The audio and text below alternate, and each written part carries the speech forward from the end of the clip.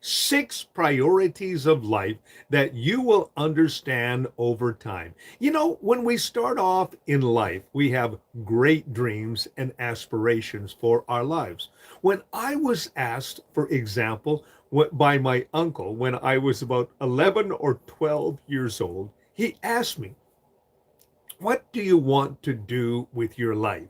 And I remember saying to my uncle early, I want to be a writer because at the time I was writing stories and enjoying the whole realm of fantasy. Then, way back in, of course, when I was 13 years old, I received a brochure from the Columbia School of Broadcasting, and it set the course of my life to the fact that I wanted to be a radio broadcaster.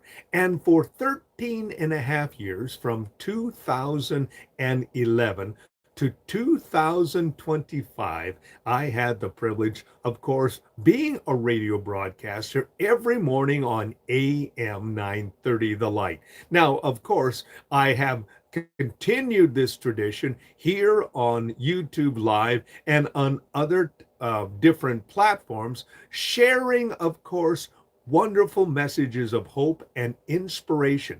And so, one of the things that we understand when we're young, we believe anyway, that we have all the time in the world. But then as life progresses, you begin to realize that time is actually your most important asset.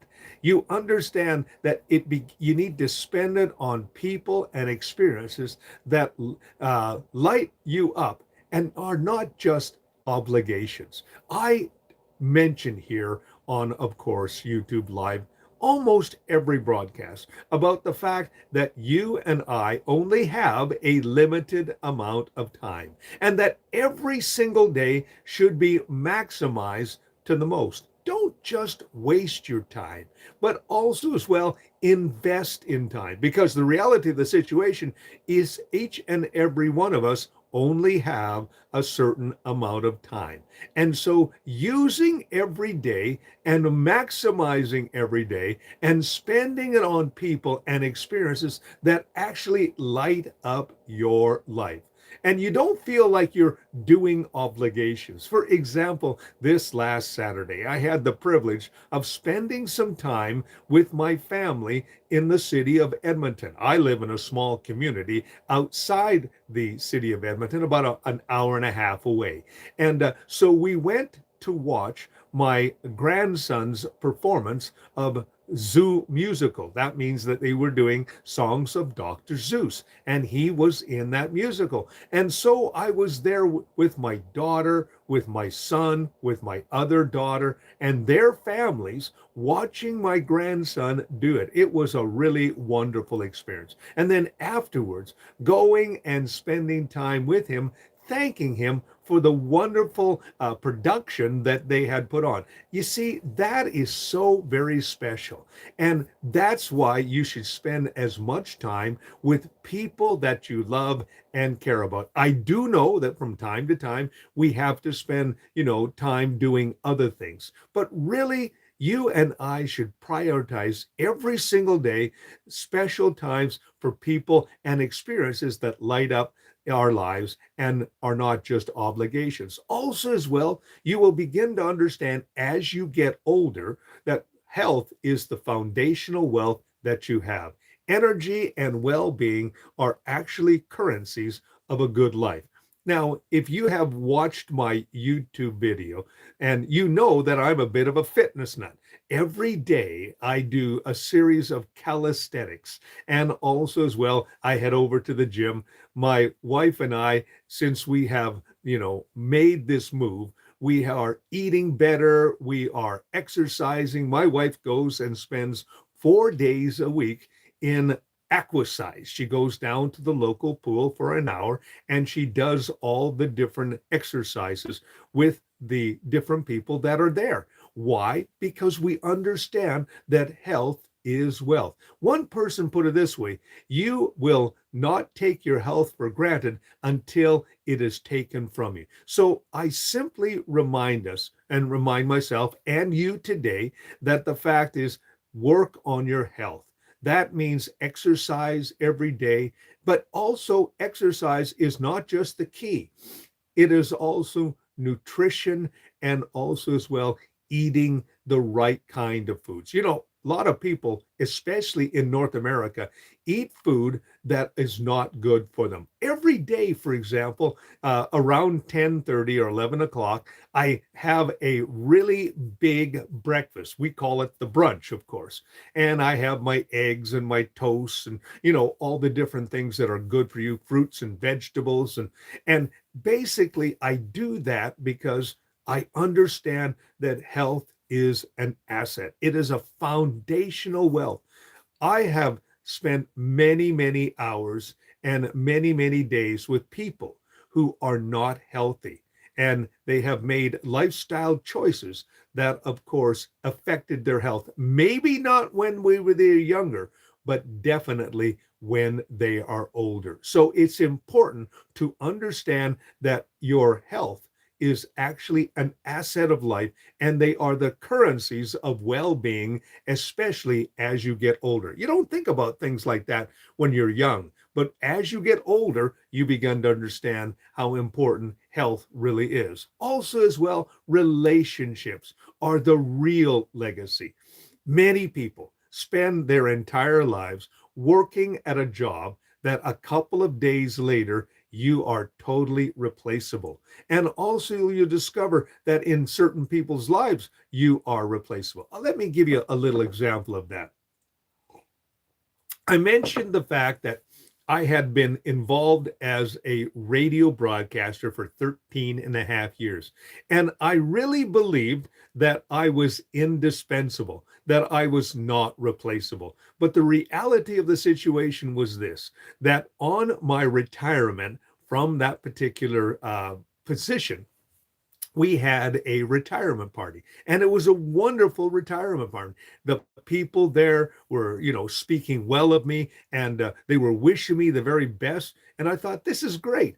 And then it was time for the retirement party to be over, and everybody got up and left to do their regular job. There I sat in the lunchroom and realized at that moment that I was totally replaceable, that there is another morning man on AM 930 The Light, and he's doing a wonderful job. But it was there that I realized that I was replaceable.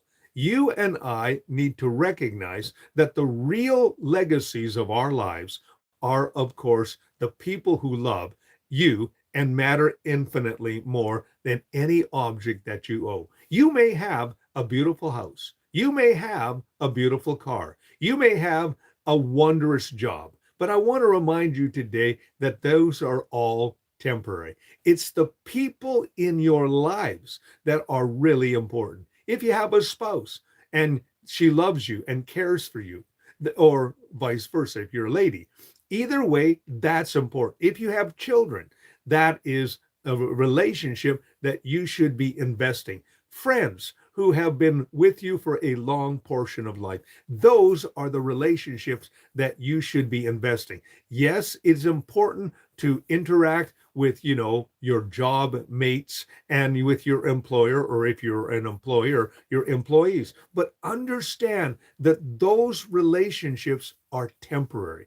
It's family and friends that are the real things that you should be investing in. People who love you and who matter and know who you are and put up with you anyway. One of the things that I remember coming across a little while ago, and it was simply this: a perfect marriage is people who understand that they have imperfections, but they see the perfection in the person that they love. Isn't that great to know that relationships are the real legacy?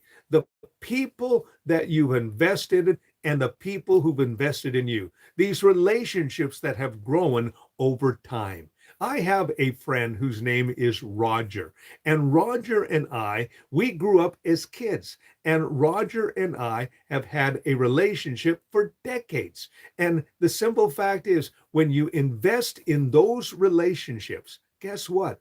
They are powerful legacies of time. I remember this last Saturday when we were gathered together as a family. There I had three of my children at that particular play. And I thought to myself, as they were interacting together, I remember the wonderful times that we had with our family. My wife and I made a habit of having family dinners together. And listening to them chat around the family dinner. It was absolutely wonderful. Every day, for example, I drive a school bus, and every day we have a certain amount of children who ride the school bus together, and I listen to them chatter back and forth, interacting back and forth. They are friends, and they are investing in their relationships. Some of them are related, but it's wonderful to have family and friends interacting together. And that is a real legacy. Also, as well, the art of release. Now, what am I talking about when I talk about the art of release as a superpower? Letting go of things such as resentment, outdated dreams, and toxic situations, and creating spaces for joy and for life. One of the things that I always encourage people to do is forgive. Listen, in life, we are all going to be hurt. And it's okay to be hurt, but it's not okay to stay hurt.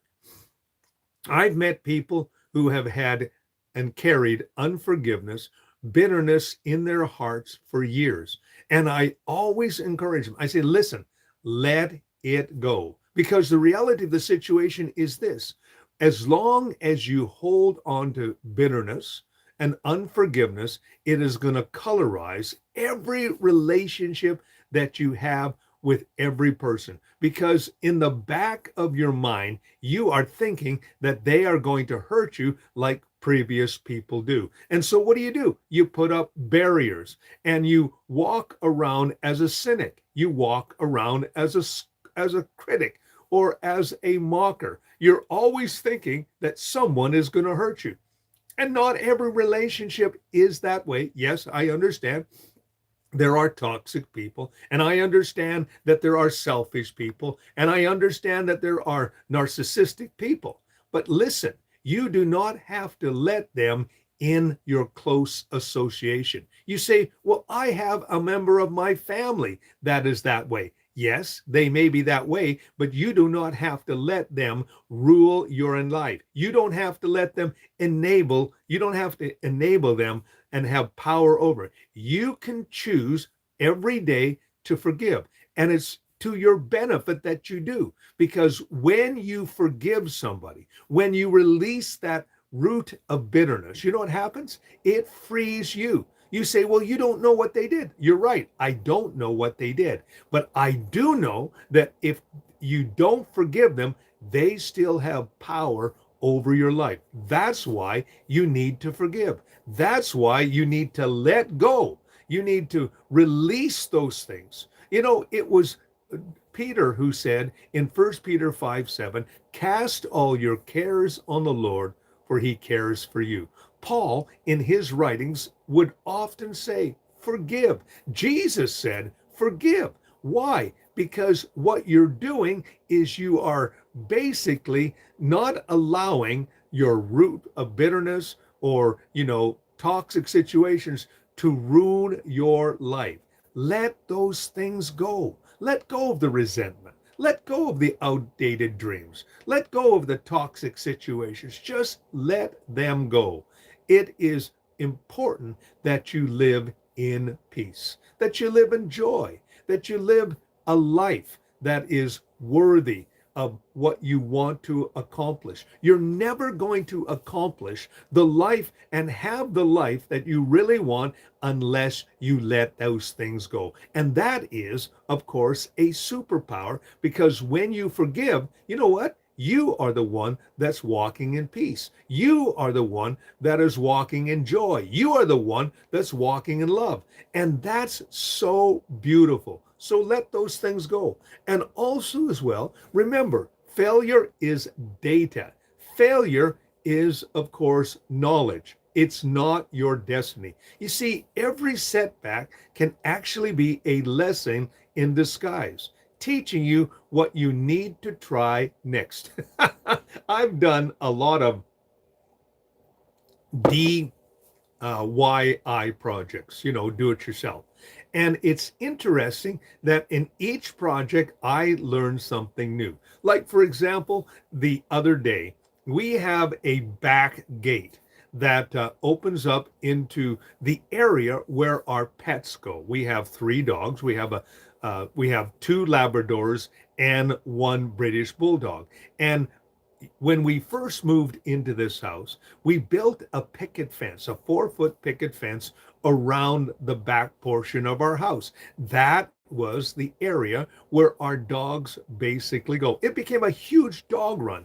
It's a 36 by 45 dog run. Big, huge area. We have a big, huge yard. So anyway, the gate that went from our deck into the back of that area had become loose. So the first thing I needed to do was to go and find the right screwdriver. When I found the right screwdriver, then I had to figure out where the problem was. I figured out where the problem was, and I was able to fix it. But that was one of those things that I instantaneously had to fix. And from time to time, we have situations where we have to figure out what is going on. And sometimes I've discovered that, especially when you are doing some sort of DIY project, there's always going to be a setback. There's always going to be something that is going to throw you off, and you have to figure it out. Like, for example, when my son and I were putting up a temporary garage for my wife's car, there were several setbacks that we felt. We came across, but we were able to figure it out, and we were able to, at the end of the day, be able to say, that's actually turned out better than we thought. But you see, every setback is a lesson in disguise. Everything that happens to us negatively can be turned around as a stepping stone, but what you need to have is the right perspective. You need to see things not as, let's say, this is my destiny. No, it's a stepping stone into understanding, a stepping stone into creativity, and also as well, it could be a great lesson in disguise. And also as well, don't stop trying. Some people say, I'm not going to do that again.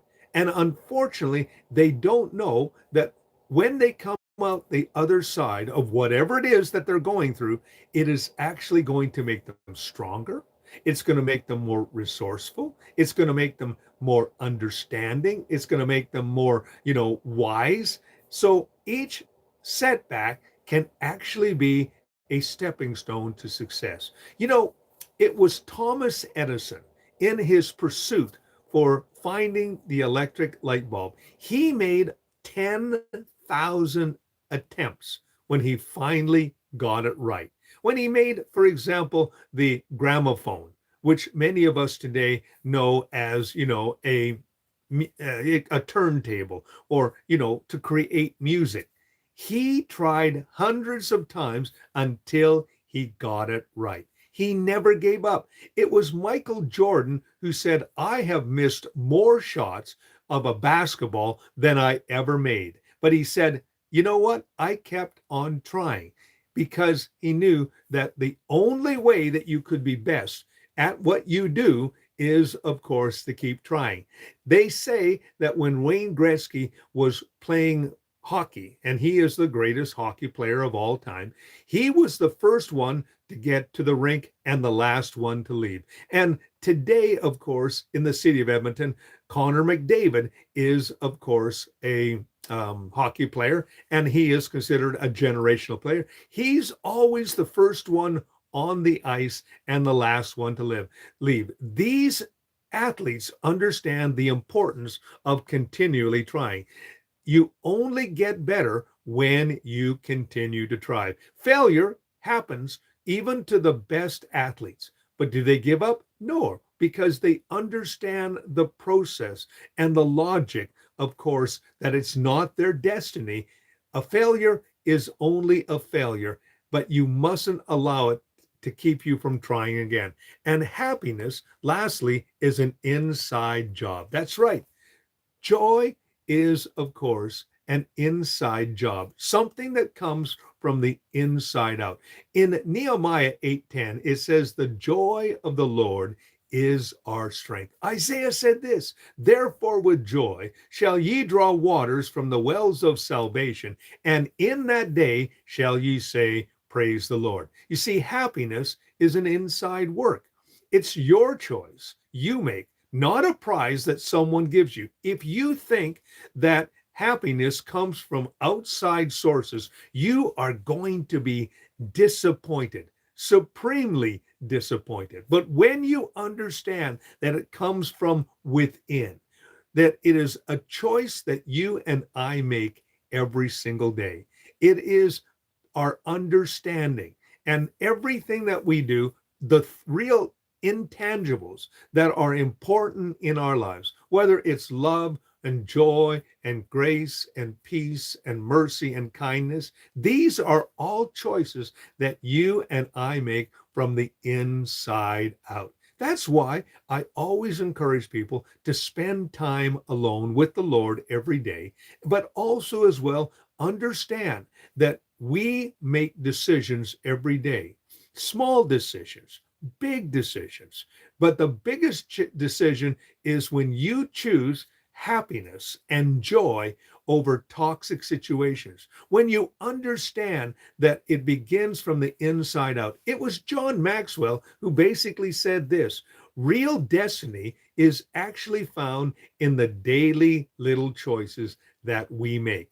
When you choose, for example, not to allow someone's narcissistic selfish tendencies to, rule your life, that is a choice. When you choose to let go of unforgiveness and bitterness, when you absolutely understand that failure is not who you are, it is a setback yet, but it is not who you are. You are bigger and better than this. You've heard me say this: to be an overcomer, you have to have something to overcome.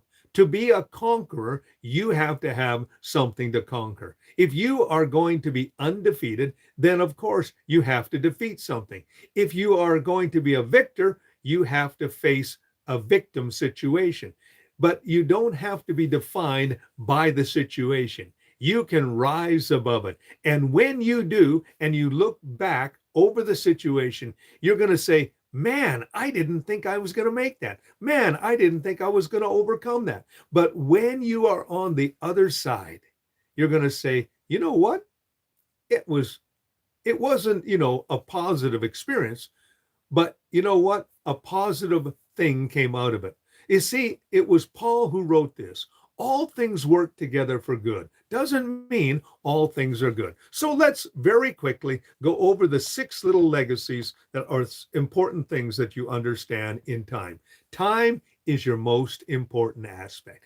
Don't waste it, use it valuably. Understand that your health is actually an important wealth, and make sure that you take care of your health. Also, as well, that relationships are your real legacy. Invest in people and in relationships that, of course, are going to be healthy, and also as well, relationships that build you up. Also, as well, let go of those things that need to be let go. Let go of resentment and outdated dreams and toxic relationships and situations, and make some space for joy and peace. Understand that failure is data. It is not who you are. It's not your destiny. And happiness is an inside job. If you remember these things, you are well on your way to understanding what life is all about. Jesus said, I've come to give you life and I've come to give it to you abundantly. Let me pray for you today. So, Father, I pray today for those who have heard what I've had to say today. I pray today that they would understand that these are foundations for health, wealth, and also as well a good life. And Lord, help us to understand that it's not things that are going to make us feel good. It is those things in our lives that are the intangibles. And let us pursue those today. And we ask it all now in Jesus' name. My name is Robert Dean Steele. Thank you so much for joining me today, and have yourself a great and godly day. Oh, and one more situation before I leave. Don't forget to subscribe to my YouTube channel and press the like button, and also check out my daily YouTube shorts. Every day I do these little vignettes, these little snapshots, these little, videos that encourage and inspire you. So check those out as well. Have yourself a great and godly day.